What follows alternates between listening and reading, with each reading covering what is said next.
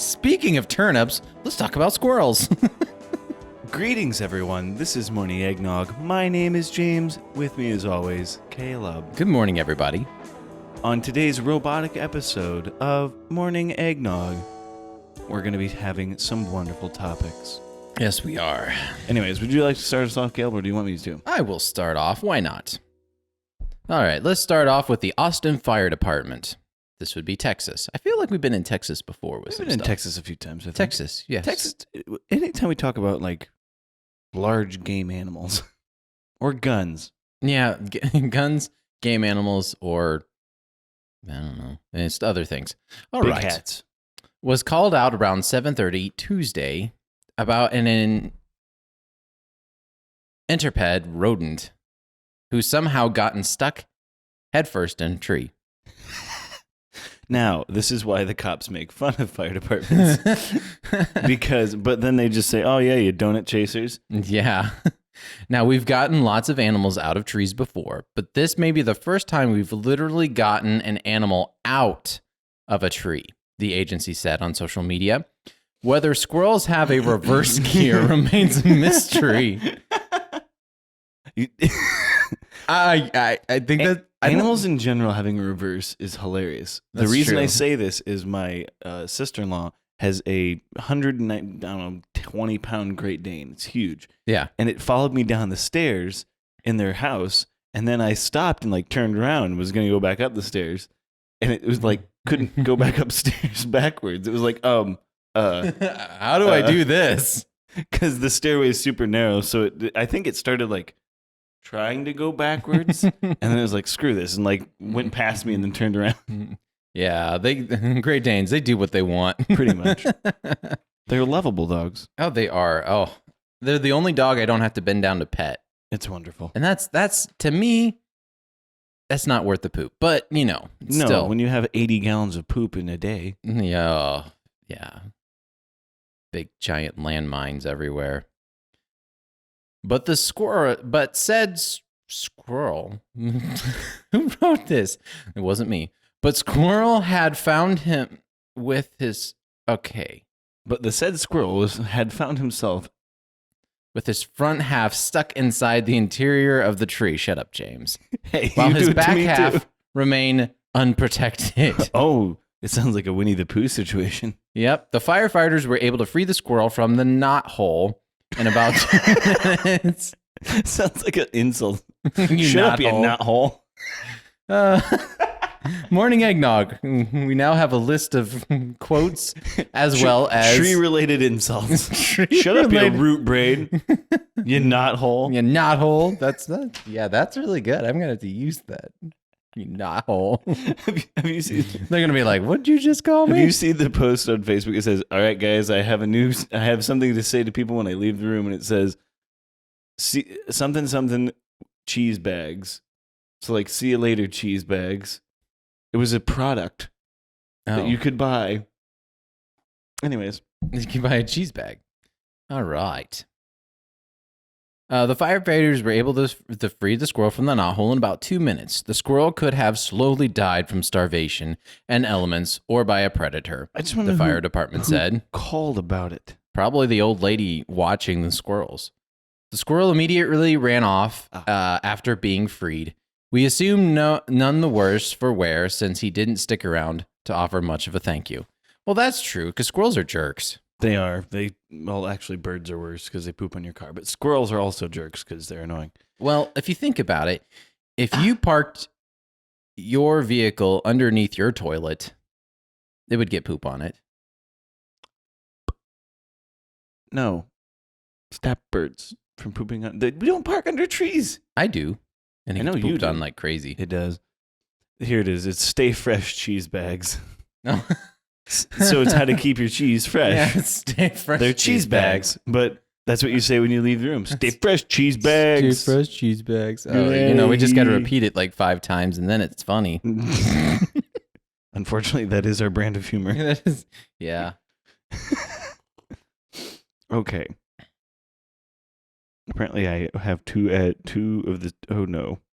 Oh no. Oh no, no, no, no, no. So I'm sorry to say that Caleb is no longer a part of the podcast.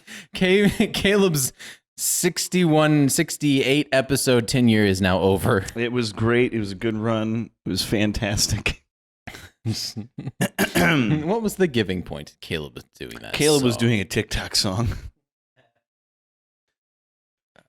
So, speaking of animals stuck in trees, that has nothing to do with it. The unusual acrobatics of the Alfort rabbits. Satyr Alfort rabbits. I researched it. Thoroughly. Well, I put that name into Google Translate, and it said something along those lines. Anyways, the rabbits were first discovered in France. Of course, it's France. In 1935. So they were discovered. So they've actually survived in the wild. Which is kind of crazy. Yeah. The Satyr Alfort is French for Alfort's jumpers. But rabbits bearing the name don't hop at all. Most rabbits would jump away. Yeah. As most rabbits do. And they also are very quiet. And it's also terrible to hear them make noise. It's creepy. Pushing off the ground with their back legs to propel themselves forward. These rabbits, on the other hand, instead throw their back ends up over their head, balance on their front paws, and scurry forward. So when I read that line, I thought it would be terrifying because the word scurry, like if you're on the ground, if someone's scurrying towards you, it's creepy. Okay. I don't know. Like think about it. If someone went up on did a handstand and scurried forward, scurry to me means quickly. It depends. I mean, because you could easily knock them over. True, but what if you can't? Well, then there's something wrong with them, exactly. Or you need a chiropractic appointment because you're weak. The French veterinarian who first witnessed this behavior in 1935 said the rabbits looked like human acrobats walking on their hands. So James showed me a video, and they're rather slow. It's very slow. It's a very weird process, and I have no idea why they do it until researchers have identified that the specific genetic mutation leads to the bunny's particular locomotion. Oh. The mutation causes a malfunction in the nerve cells that coordinate messages from around the body to other muscle groups, which is key to balance. The results were published in a paper March 25th. They're evolving into something else. That's what's happening. Yeah. The study's implications go beyond the rabbits. Lead author of the University of nope, we're not doing that. Said, good night. Contributing to our basic knowledge about every important function of human and animals now are able to move, on how they are able to move. The way an animal walks is called a gant. This got way boring way fast because the video is more interesting because it's just a rabbit jumping up and down. I'll put it on the green screen. It's really weird because if it's just standing there, it's not doing anything. It's just hanging out. And then suddenly, if it's like, oh, I want to eat that grass, it jumps up and does a handstand and then walks on the handstand for a while and then falls down and eats the grass. It's kind of like a skunk. Skunks do the same thing when they're threatened. They stand up on their front legs, and then if you get too close, they blast you. Yep, and I think it's a mile radius. You can smell it. Little dust cloud. It's just like over the hedge. when I think they say fire in the hole and she blows the house. Oh, they picked some really good characters to play those animals. That was such a great movie. What? You don't like the human smell? I've been bred for beauty. I have no smell. Which leads a lot to how terrible the animal practices are. Yeah, we won't discuss that here and now. Oh, goodness. So apparently, Caleb, you were one genetic malfunction or mutation away from walking on your hands. You know how tall I would be if I walked on my hands? Very short. What? I mean, compared to Craig, maybe. Oh, you mean like your full height, like to your feet? Yes, like when you walk on your hands, you have to fully extend. Yeah, so it'd be like you walk. Be like you walking around like this all the time. Hi guys, what's up? You'd have to learn how to use your toes to grab stuff. Are we on a roller coaster? Oh my gosh! Sorry, caboose. I don't know. Make sandwiches. How would you do that if you're I don't know. It'd be Would you kind of sit kind of on- like trying to grab things like this. You know, like how would you make a sandwich? Because you don't have your thumbs. I mean, you have your big toes, which mean- are also very useless. They don't go this way though. Right. They don't rotate. I don't know. Oscillate. I bet there's a family out there who, Who can grab things with their toes and like make sandwiches and stuff. okay, well, this is a weird search history. Uh, You make a sandwich with an air fryer. With your feet. I hope I don't get anything too bad. Yep, there are lots of videos. Challenge: make a sandwich with your feet. How to make a sandwich without arms. That's just depressing. Eating a sandwich with my feet. I'm sorry. I should It's laugh not at that. depressing. It's just this woman who doesn't have an arm. Oh, that's hilarious. Okay, never mind. She owns it. Her YouTube handle is Trisha Unarmed. And it's a woman Okay. who either was born or had her arms amputated, and it's just her doing stuff. That's amazing. People that do stuff like that or have no hands and can like button their shirts and stuff. It's just incredible. I think the craziest part to me is the people who it's after they've had it for like 10 years. Yeah. I mean, it's something you have to get used to, and it's like if you go blind, your hearing and smell gets better. But it's still just crazy because using your hands is literally what we were made to do with a lot of things. Yeah. Pretty much everything is And I'm designed beating for. the crap out of them all the time. Did you get a tattoo? I sure did. Oh, dude. What the heck? Last night. Really? Nobody knows. Who'd you get it with? Testament. Nice. I was like, you know what? I want to get it. Yeah. So I booked it like yesterday. Olivia didn't notice last night. Oh, you didn't tell her? So she doesn't know yet? I'm the first one to notice besides those who gave you the tattoo? Yeah. Pretty much of my friend group. Caleb's like, wait a second. Yeah, I was like, you know what? I'm just gonna do it. And so I did, and it was hilarious. I don't know how people get bigger tattoos. That hurt. It does. Yeah, that one. It feels exactly what it is. It feels like a bunch of needles stabbing into your hand. That feels like a bunch of bumblebees decided to attack your finger all at once. Yeah, pretty much. And like sometimes it's fine. Like it's okay. It's like, okay, that's not bad. And then sometimes it's like, what is that? Pretty much. It was not exciting. There's a lady there who's getting a larger tattoo, and they're like, "Are you okay? You doing okay?" And she's like, "Yeah." I'm just like, "You are nuts, lady." Yeah, the guys and ladies that do like get tattoos on their ribs. Or their face. Or Or their- the worst is like upper clavicle. Oh, anywhere where there's a bone close to Basically, the we're surface. babies. Yeah, we are. I mean, I would be Kenny willing to. Williams got it on his neck. I know. Well, He's a crazy man. he's a boss. And like he must not have much sense left in his body. That he must not have much feelings. nerve Hmm. nerve endings. His nerve endings must not work correctly. Yes, that part. Well, when you're an MMA fighter and get the crap beat out of you, That's true. I think that might stunt your nerve endings. Yeah, when you're in a heavyweight bout. Oh, I'm gonna have to bring a fan up here. I'm sweating. yeah, this is getting bad, James. You're gonna have to get an AC system up here. I'm working on it. All Working right. on it. All right. What we got going on next, Caleb? All right, going from boxing, let's go to a shopkeeper in Perry Market in Pittsburgh, Pennsylvania. This gentleman was faced with a would-be robbers who had machetes. That's terrifying. That would be like, why? I think I'd be more scared of that than a gun. I don't. Okay, let me put it this way. I would rather get shot through and through than be hacked on. I don't think. I think I would rather be hit with a machete than shot because bullets tend to do, especially depending on what the load is. True. Like some of them bullets are disgusting. True. So I think I would almost rather face a sword. Maybe. You know what would That's be a great question. We would both rather not serve anybody. Exactly. I would rather not have anything enter my body that I did not want it to.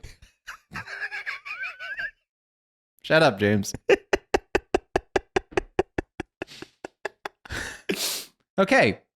One aimed it at a customer while the second jumped behind the counter and threatened the clerk, demanding cash. But the clerk refused to give in. Instead, taking out his own, much bigger sword and proceeded to confront them. In the security footage, you can see him running up to the would-be thief and brandishing a scimitar at him. I mean, As a robber, you have about, from my understanding of robbing places, you have control.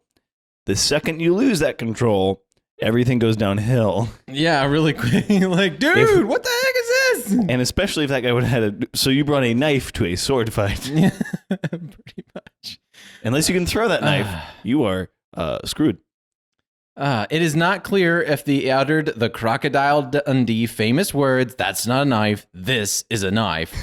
But we sure hope so. That'd be so great. Oh, He just laughs in their face. that's not a knife. This is a knife. Oh. The shopkeeper's brother said, "My brother hit the sword that the dude had in his hand, and then the thief ran away." He's like, all right, you want to parry? Ping! The shopkeeper also was carrying a gun on his person for protection, but he said he would, I don't know why he chose the sword, but he went for the sword. Well, I think the end result was why he chose the sword. He just wanted to scare him off. He didn't want to kill anybody. Yeah, he said he had these words for the would-be robbers. "I just want to give a message to them. Don't try this. You can have money in a better way. Not this. Please stay away. Go and find some work somewhere." Oh, God. Basically, don't mess with me again. Otherwise, I will not be as nice next time. Okay, so for starters, Yes. this guy has a scimitar behind the counter. So you just know he's been waiting 5, 6, 7 years for this incident to happen. He's been waiting for this. Yep, he's definitely been waiting for something to happen because who has a scimitar? Behind the counter. Okay, the next question is how many scimitars does he have? Because this is his work scimitar. Does he have other scimitars? Does he have like a casual scimitar and then a formal scimitar? This is just his work scimitar. But it's just such an interesting story. Like, I think he probably has a bunch of he probably has nunchucks and like a mace there to match whatever he's met with. If he has a crackhead, he doesn't want to get a crackhead with a sword. He just pulls out a bigger crack pipe. I don't know. He doesn't ever trump the weapon. He just has a bigger weapon. So he just has a list of things just sitting under the table. So Someone brings in a gun. He pulls out. If some psychopath runs in with a rubber chicken, he pulls out the bigger rubber chicken, which I've actually found. How big is it? It's like 2 feet tall. Oh my gosh! And it actually does the. Oh, it was amazing because we were in Florida. And when he went into the store, and my wife was taking... How much was this, and why didn't you buy it for the podcast? It was like $20. I would have given you 10. Oh, I know. Now that I think about it, I probably should have. Maybe we Amazon. Gotta have more gag jokes on the podcast. Anyways, so my wife is taking her sweet time shopping. Ah, wonderful. I love that time. And so, I'm bored. And it's just, so I'm like, fine. I don't live in Florida. Fine. They don't know who I am. So I squeeze the living daylights out of that thing and just let it go. It seriously goes for like 30 seconds. Did you just stand there? No, I kind of like stood there for a little bit. Then I kind of walked away. Like, huh? Oh no. And then my wife is just glaring at me like, why did you just do that? This is what happens when you make us bored. We're gonna embarrass you a little bit. We're gonna do some weird stuff. Because that's just fun. I mean, normally I don't do stuff like that. Like, if it was local, I probably wouldn't have done it. Oh, no, because people know you. You could run into your pastor. Exactly. They could be like, oh, that guy's on stage. What is he doing?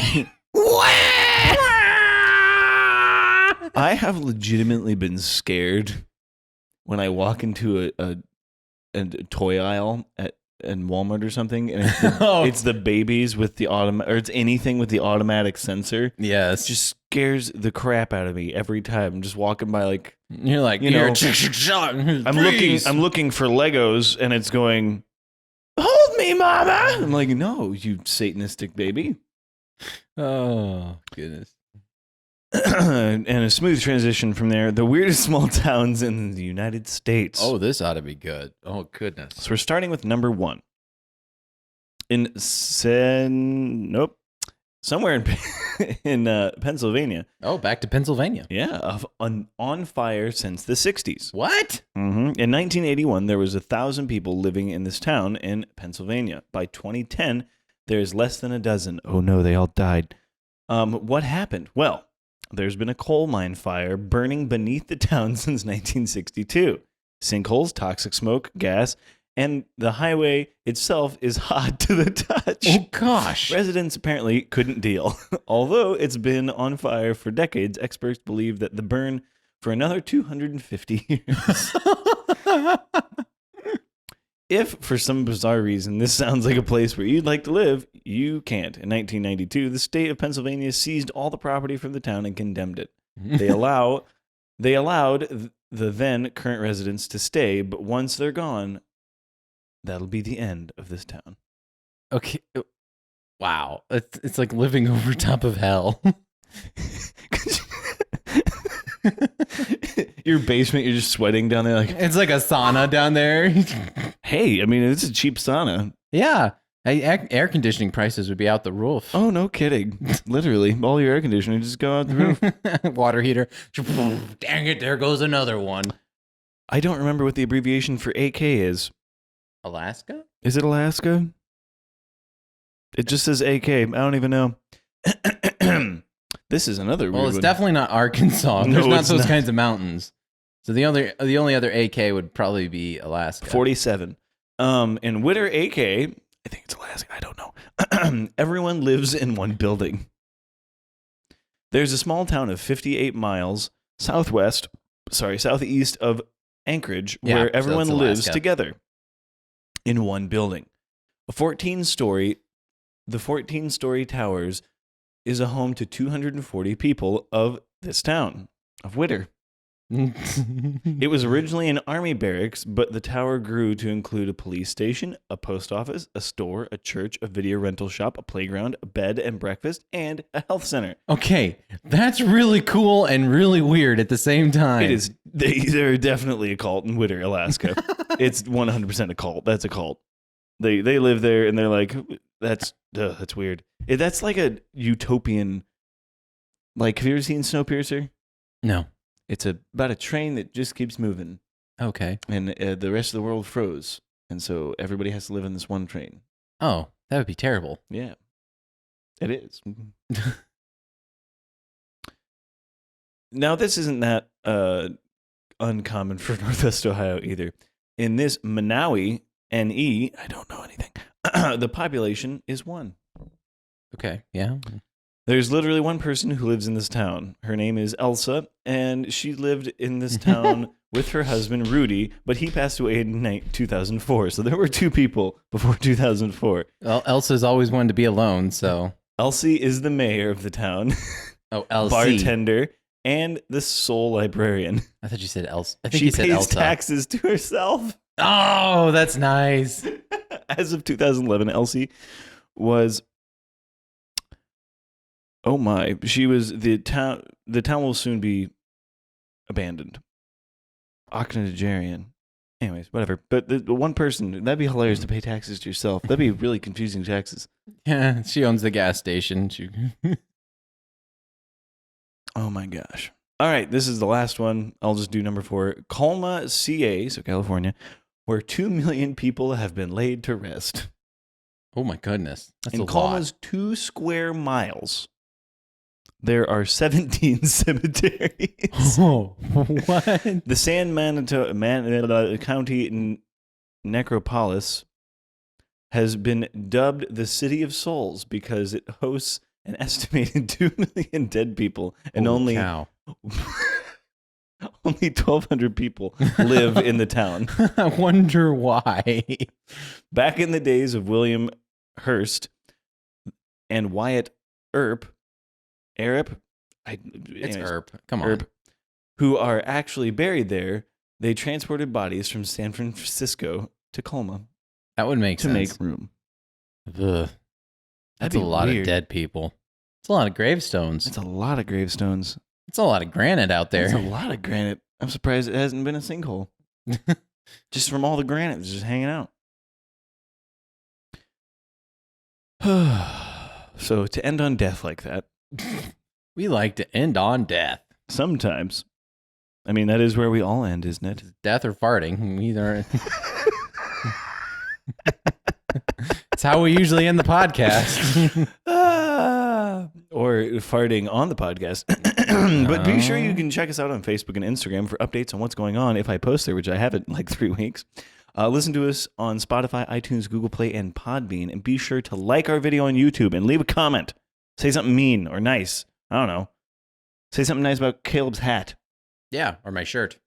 His shirt is pretty funny because Pluto doesn't exist anymore. No. He's not part of the rotation. Nope, he's not anymore, even though he kind of is. You've never seen Rick and Morty? There's an episode where they discuss why Pluto isn't a planet. No. I bet that's interesting. It is. It's because the Plutonians are pumping out too much plutonium because they like the rich life.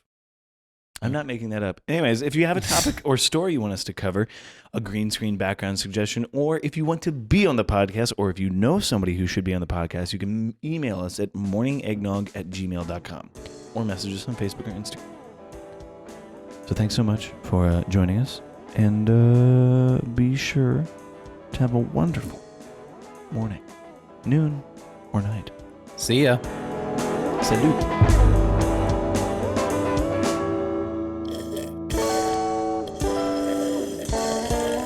Another!